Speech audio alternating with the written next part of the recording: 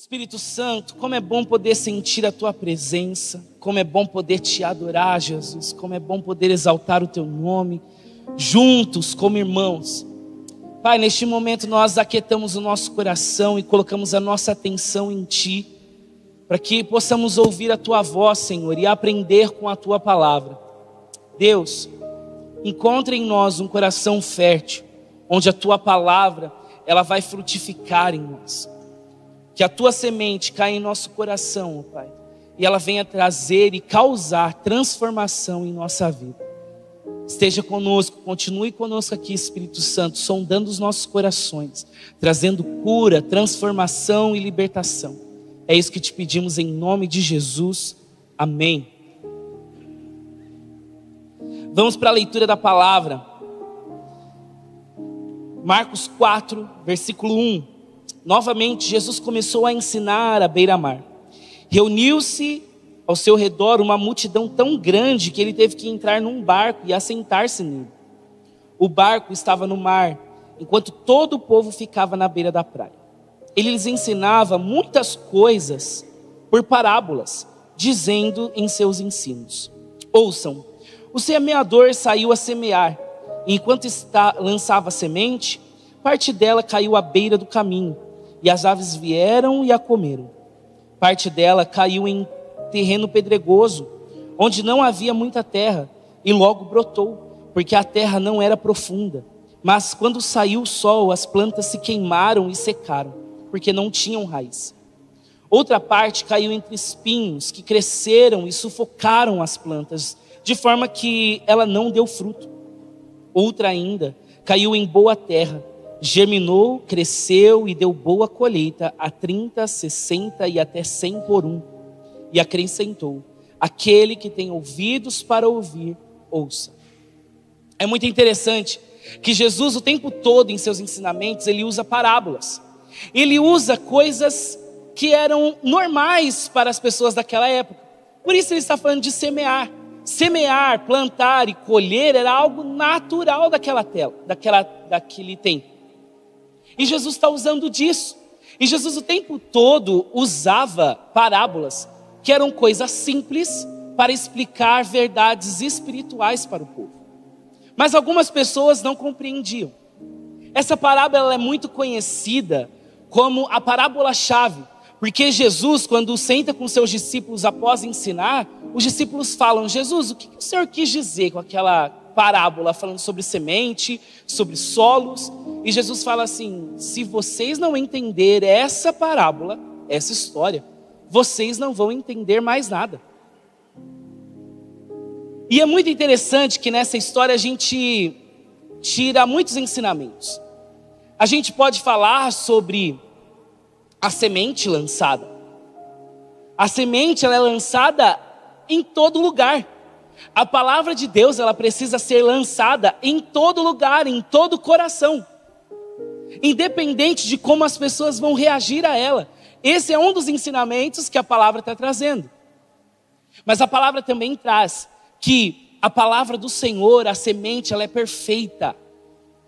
Porque o semeador não usou sementes diferentes em solos diferentes. É a mesma semente sendo lançada.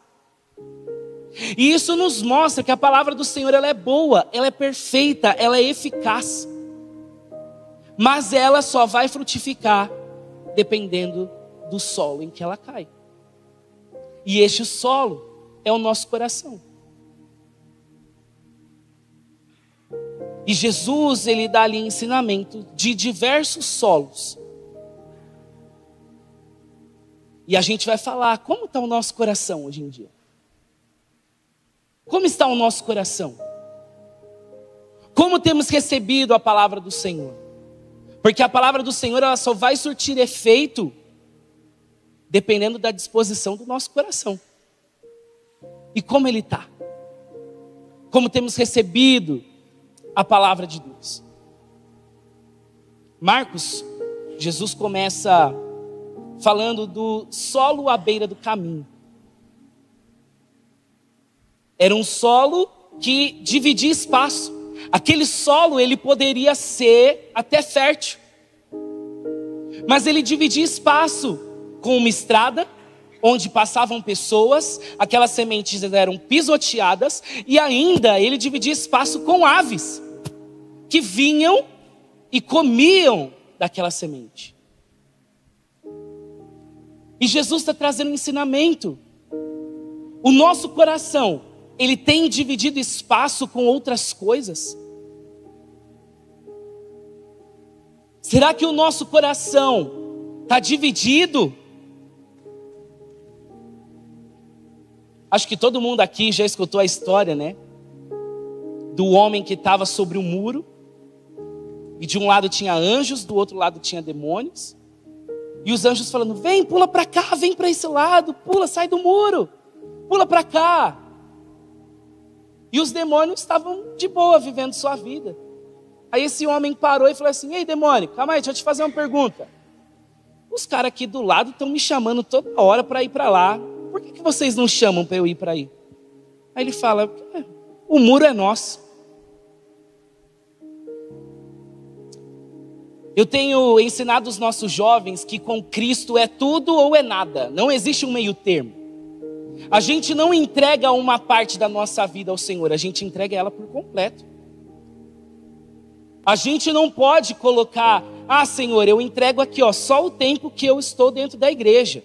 Eu saí da igreja e é minha vida. A minha vida profissional não tem nada a ver com o Senhor. A minha vida financeira não tem nada a ver com o Senhor. A minha vida conjugal não tem nada a ver com o Senhor.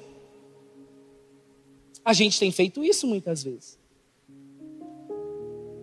Existe uma história sobre as cruzadas, quando o islamismo estava crescendo na Europa e a Igreja Católica começou a guerrear contra os islâmicos para não permitir que a religião crescesse tanto. Então havia as cruzadas, os cavaleiros iam às guerras. Só que para esses cavaleiros irem à guerra, eles precisavam ser batizados antes, porque era uma guerra santa. Só que existe algo muito interessante, porque quando esses homens iam ser batizados, a espada ficava sempre para fora, porque eles simbolizavam que a espada não era usada para Deus. Só que muitas vezes nós estamos fazendo a mesma coisa. Senhor, eu entrego isso a Ti, mas isso daqui não. Senhor, eu entrego a minha vida a Ti, mas os meus filhos eu amo demais para entregar ao Senhor. Eu esperei por eles por tanto tempo. Eu lutei tanto para ter esse filho.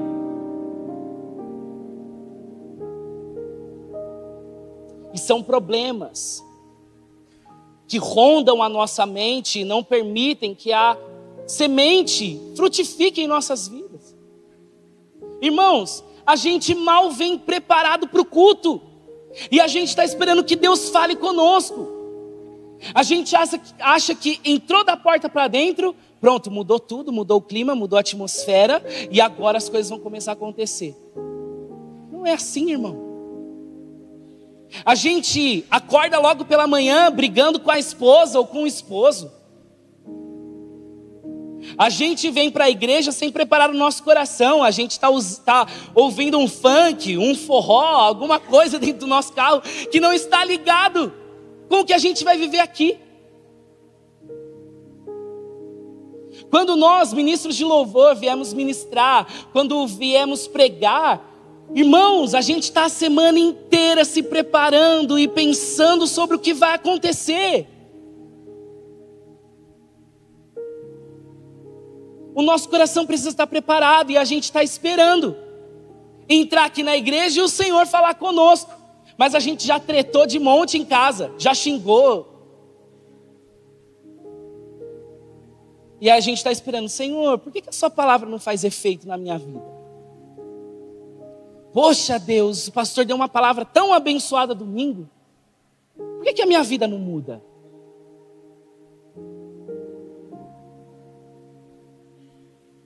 A vida não muda é por causa do nosso coração.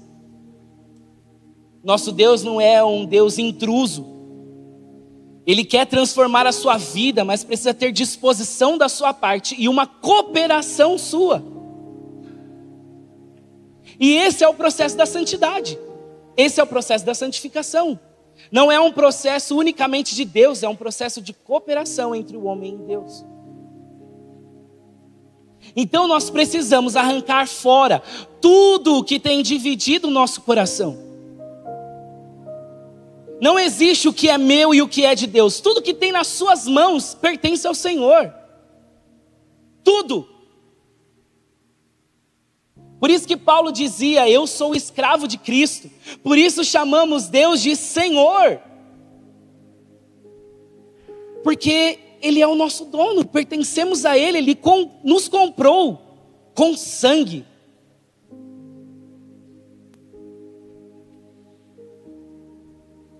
E precisamos gastar tempo com a vida de oração, com a vida da palavra. Irmãos, não dá para ficar esperando aprender sobre a palavra de Deus apenas aqui aos domingos. Você precisa pegar a sua Bíblia em casa. Antigamente, os crentes tinham diversas Bíblias dentro de casa. Hoje, dependendo, tem crente que está na igreja há 5, 6 anos e não tem uma Bíblia dentro de casa. Qual é a sua Bíblia? Está no celular, é o aplicativo. E lê? Não.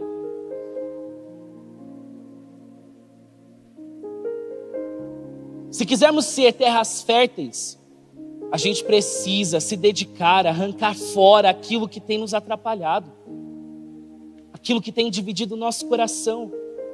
Porque senão o diabo vem e rouba aquilo que o Senhor está querendo colocar em nós. A gente perde a oportunidade de adorar, de entrar numa atmosfera de glória. A gente experimentou isso aqui agora de manhã, irmãos. Que delícia que é! Nós temos próxima quarta-feira, noite de avivamento. Irmãos, que noite incrível! É oração, louvor, entrega.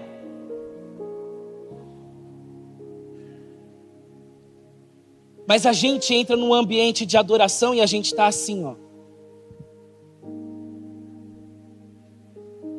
A gente não sabe o que está acontecendo.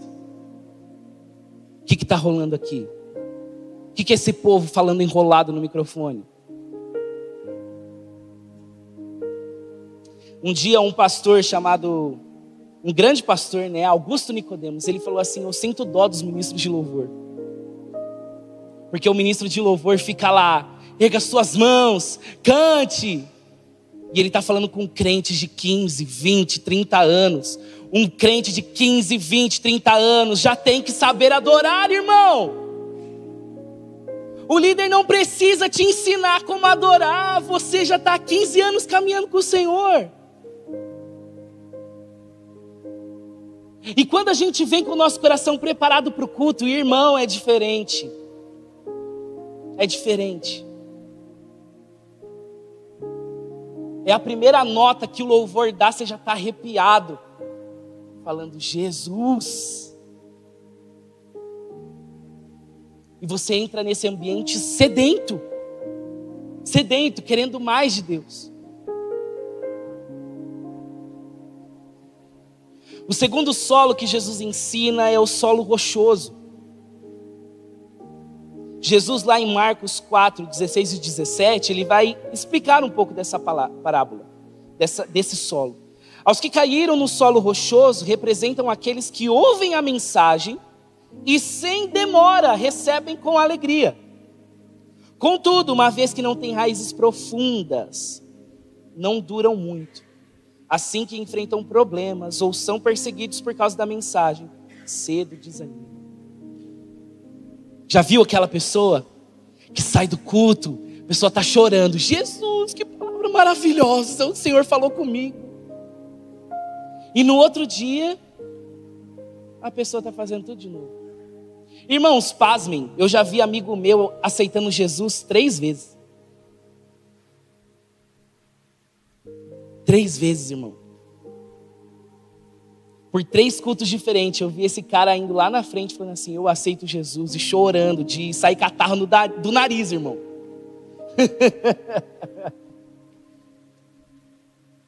São essas pessoas que Jesus está falando. Eu me empolgo com a mensagem, mas a vida não é tão fácil. Tudo que a Bíblia ensina, o amor de Deus, a misericórdia do Senhor, a graça, é tudo lindo, irmãos. Mas ser cristão, não ser evangélico, ser cristão, exige um grande sacrifício da nossa parte. Não é fácil, como alguns ensinam. Porque tem muitas igrejas cheias por aí.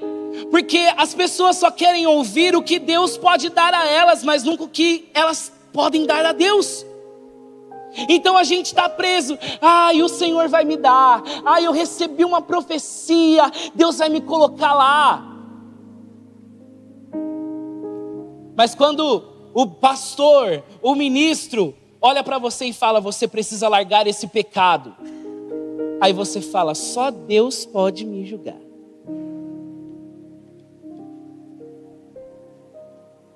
Irmão, essa frase virou desculpa para pecar, irmão. Virou desculpa. O evangelho é sacrifício, é doar a sua vida.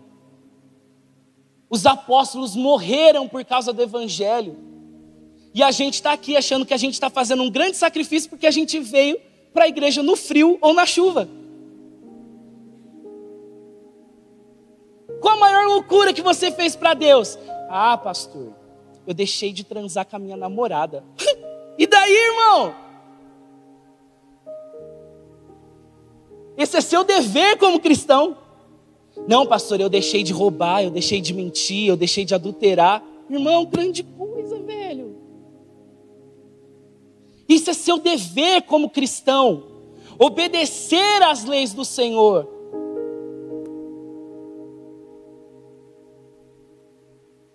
Agora, quer sacrificar? É quando você demora anos para conseguir ter um filho, porque vocês têm problemas para engravidar.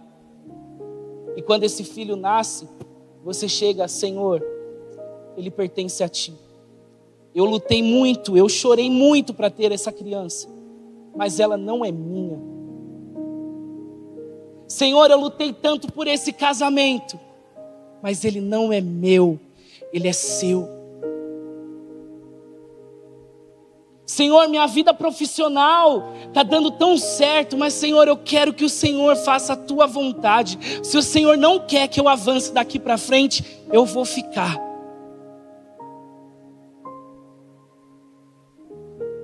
Isso é viver sacrificando pelo Senhor.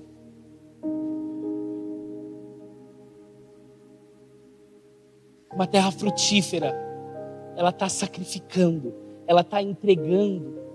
Ela não se anima apenas com a palavra, mas ela aguenta a perseguição, ela aguenta o sacrifício, porque ela está criando raízes.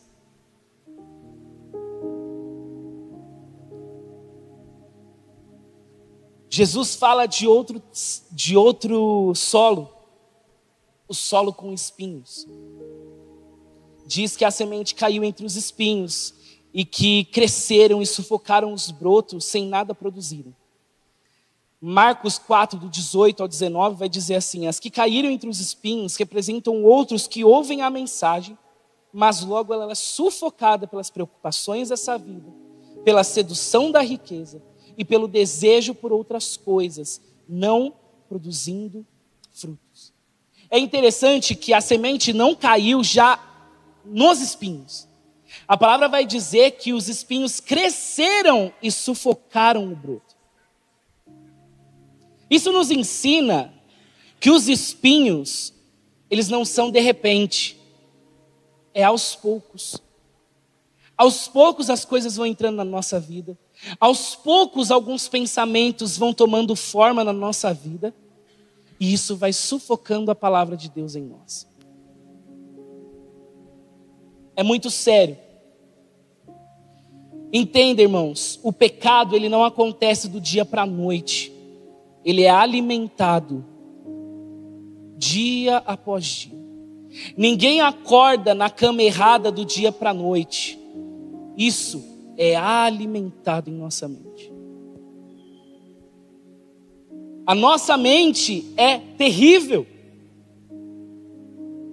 Tem horas que vem coisas às nossas mentes que nós precisamos repreender na hora. Senhor, tira isso de mim. Senhor, isso não pode vir à minha mente. Eu sei que eu estou vivendo um momento difícil, mas isso não é resolução. Senhor, meu casamento não está legal e está vindo na minha mente. Vamos procurar alguém no Instagram. Irmão, foge. O pecado vai tomando forma aos poucos e ele vai crescendo em nossa vida, até que a palavra de Deus não frutifica mais em nós. Ela mal cresce, ela é sufocada. Quantas pessoas eu já vi dentro da igreja, irmãos, eu estou aqui desde que essa igreja nasceu. Há 27 anos eu estou na Viver em Cristo. E eu já vi pessoas com dons ministeriais, pessoas muito boas, que por causa do pecado, a palavra foi sufocada. E essa pessoa deixou o seu ministério de lado e largou Jesus. Alguns viraram até ateus. Mas a gente está brincando com as coisas que vêm à nossa mente. Ah não, é só um pensamento, isso jamais vai acontecer. Irmão, maldito o homem que confia no homem. Você não é uma pessoa confiável. Aprenda isso. Não pense que você é bom o bastante. Por mais que você esteja cheio do Espírito Santo, nunca se engane achando que você é bom o bastante. Porque a palavra diz, aquele que está de pé, cuidado para que não caia. É uma pessoa que está ok. A vida dela está boa. E Paulo está falando, cuidado para não cair. Cuidado com as coisas que vêm ao nosso coração. E às vezes, irmãos, não é algo pecaminoso, são coisas lícitas. Mas que quando vão crescendo em nossa vida, vão tomando o lugar de Deus. Vão tomando o lugar que deveria ser do Senhor. Eu às vezes falo aqui com jovens, a gente fala dos católicos, que eles adoram imagens, que eles adoram santos, mas a gente no nosso coração, os cristãos, estão levantando pessoas em seu coração como ídolos. Não, ninguém fala daquele pastor, ninguém toca no Malafaia.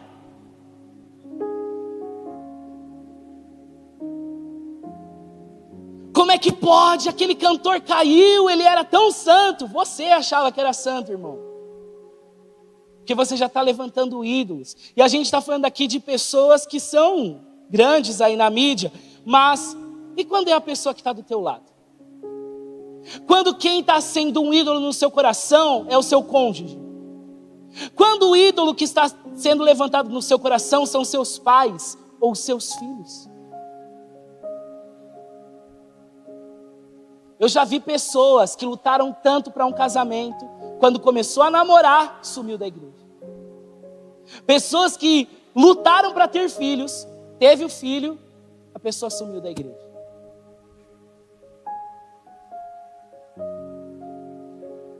Será que é sobre Deus que a gente tem pedido a Ele?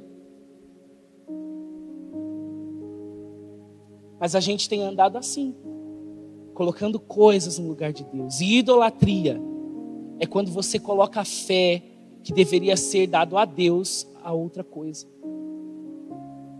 Aí a gente está com medo de olho gordo. Não posso mostrar isso nas redes sociais porque tem inveja aí, a inveja pega. Oh, irmão. Ai, tem um centro de macumba perto da minha casa, eu tenho que tomar cuidado, senão eles fazem macumba para mim. Oh, irmão. Tu é coberto pelo sangue do Cordeiro, você tem o Espírito Santo habitando em você. Não há nada que possa te alcançar, irmão. Nada. Mas as nossas vidas, elas precisam estar alinhadas com o propósito de Deus. E aí Jesus vem contando a história do solo fértil. E é muito interessante, Porque esse solo, além de ser fértil, ele dá frutos. E ele alimenta outros solos.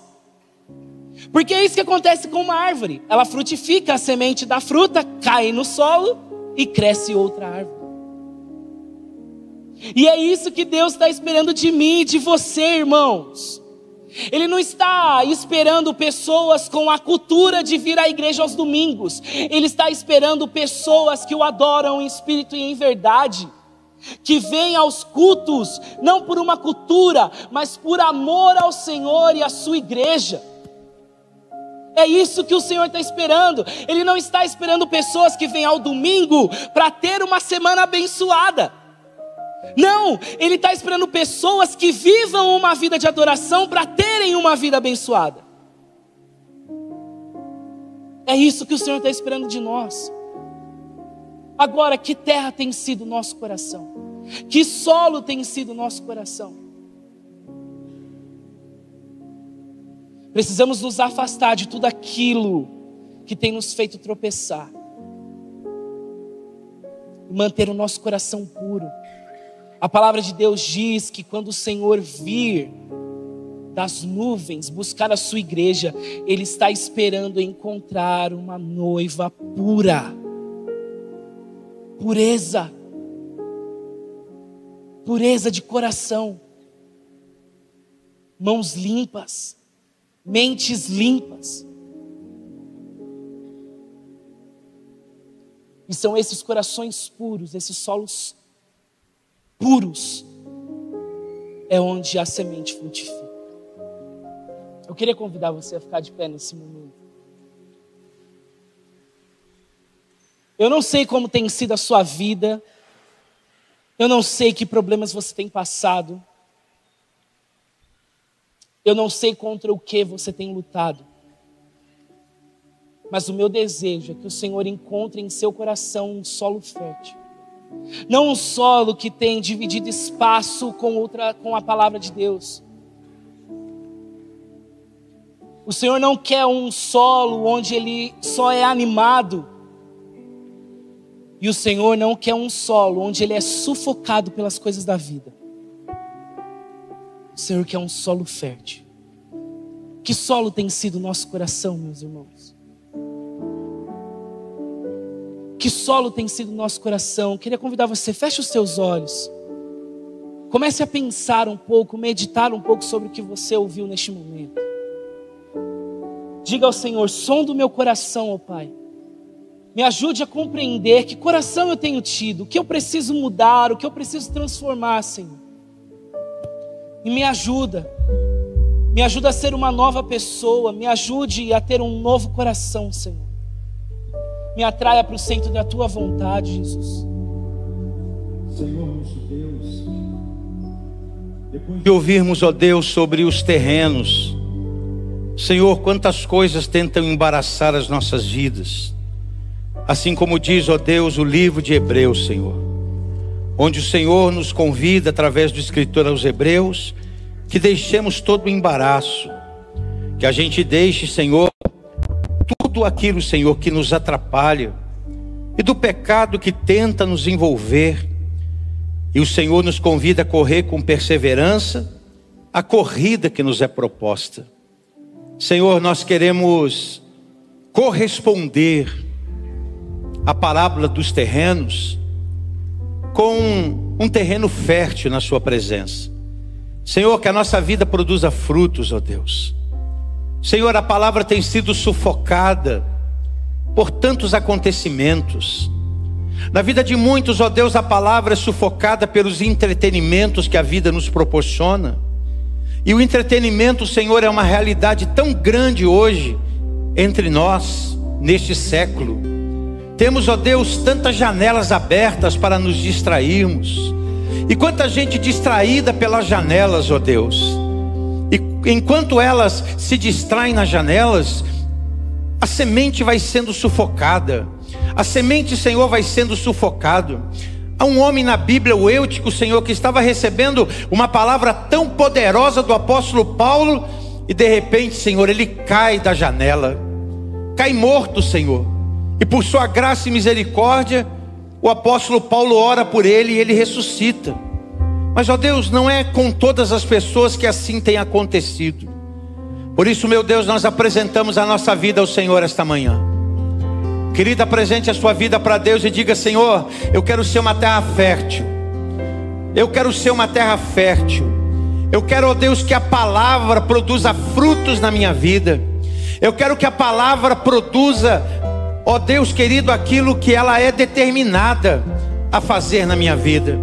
A tua palavra é viva, a tua palavra é eficaz, tua palavra é mais cortante de que uma espada afiada de 2 gumes. Ela divide juntas e medulas, ela divide, ó Deus, a alma e o espírito, ela é poderosa. Esta palavra, Senhor, vem agir nas nossas vidas. Apresente a sua vida para Deus. Apresente a sua vida ao Senhor. Apresente seu coração ao Senhor agora.